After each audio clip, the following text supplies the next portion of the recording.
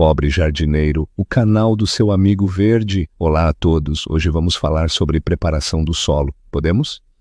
Preparar o solo, este é o cerne da questão, o primeiro e talvez o passo mais importante para garantir que qualquer jardim, por mais modesto que seja, floresça de maneira vigorosa. É no solo que as raízes se fixam, buscando alimento, água e a firmeza necessária para suportar os desafios do tempo. É neste reino, muitas vezes ignorado, que o equilíbrio mágico entre ar, água e nutrientes decide se sua colheita será um sucesso ou um fracasso. Antes de se preocupar em escolher mudas, fertilizantes da moda ou tendências de paisagismo, pare, observe e busque entender o que o solo tem a dizer. Um solo bem preparado não acontece por acaso. É resultado de técnica, sim, mas também de sensibilidade, de um toque de cuidado que faz toda a diferença. Comece pelo básico, limpeza. Remova tudo que não deveria estar lá. Ervas daninhas?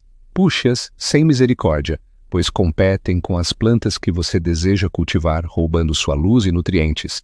Pedras, galhos, entulho de construção, lixo, desfaça-se deles. Esses intrusos dificultam o crescimento das raízes, prejudicam a drenagem e podem até alterar o pH do solo, tornando-o inadequado para o plantio.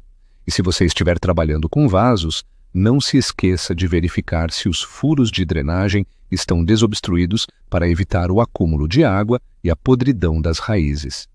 Após a limpeza, é hora de soltar o solo para dar-lhe um pouco de ar. Use um rastelo ou um garfo de jardim e solte o solo a uma profundidade de cerca de 30 centímetros.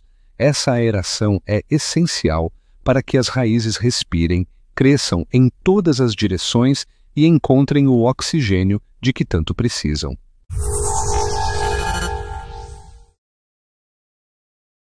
O próximo passo é corrigir a estrutura do solo, transformando-o em um ambiente equilibrado e fértil.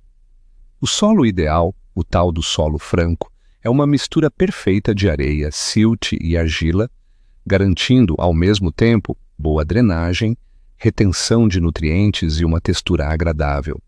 Mas a verdade é que raramente encontramos esse solo dos sonhos na natureza.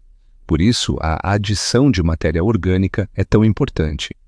Compostos bem curtidos, humus de minhoca e esterco curtido são como um banquete para o solo, aumentando sua capacidade de reter umidade sem compactar, além de fornecerem nutrientes essenciais. Se o seu solo for pesado, argiloso, daqueles que grudam nos dedos, adicione materiais que ajudem na aeração, como perlita, areia grossa de construção ou casca de arroz carbonizada.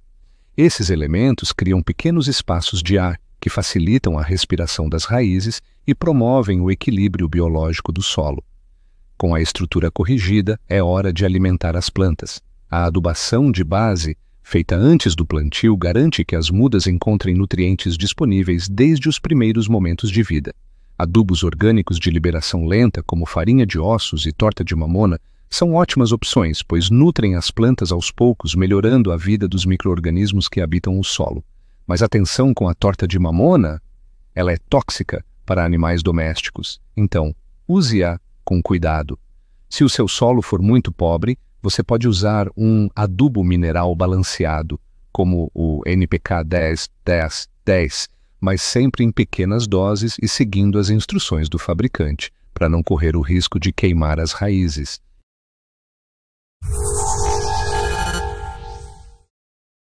Depois de adicionar todos os ingredientes, misture tudo com cuidado e paciência.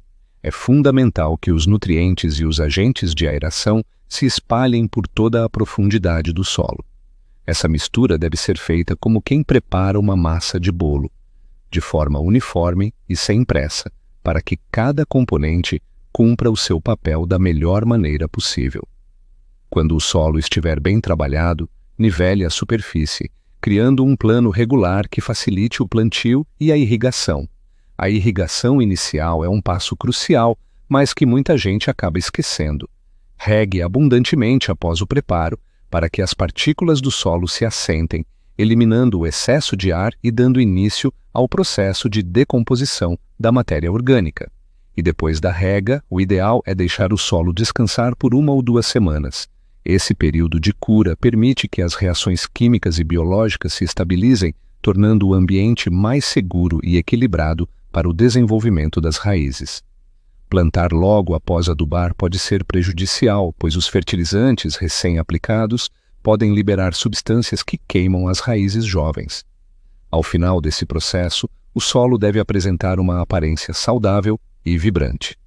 Um bom solo é escuro, solto e levemente úmido ao toque.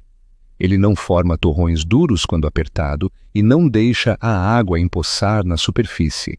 Essa textura indica que o equilíbrio entre aeração, retenção de água e disponibilidade de nutrientes foi alcançado. É esse equilíbrio que transforma um pedaço de terra árido e improdutivo em um jardim exuberante. Preparar o solo é, portanto, muito mais do que uma simples tarefa técnica. É um ato de cuidado, de paciência, de amor pela natureza. Cada camada revolvida, cada adubo incorporado e cada dia de descanso contribuem para a criação de um ecossistema subterrâneo rico em vida. E é precisamente desse mundo invisível, composto por micro-organismos, raízes e matéria orgânica, que nasce a beleza visível do jardim.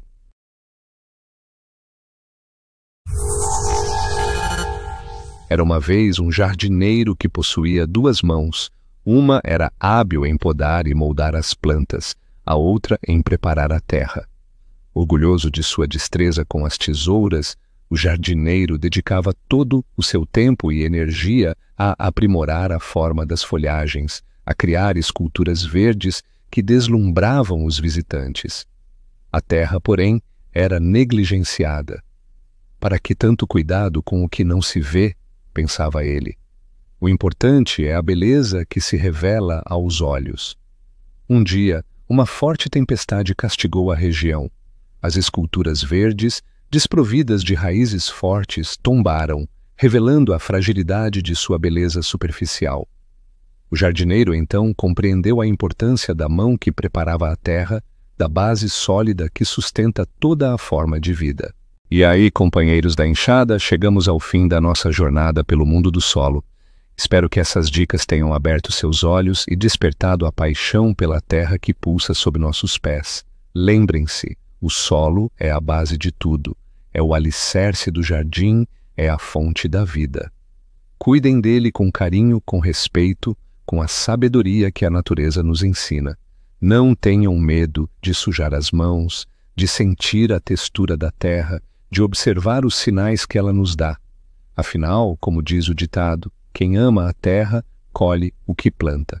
Agora peguem suas ferramentas, preparem seus solos e transformem seus jardins em oásis de beleza e de vida. E não se esqueçam de compartilhar seus resultados nas redes sociais com a hashtag #PobreJardineiro. Queremos ver a mágica que vocês são capazes de criar? Um abraço apertado do Pobre Jardineiro e até a próxima aventura.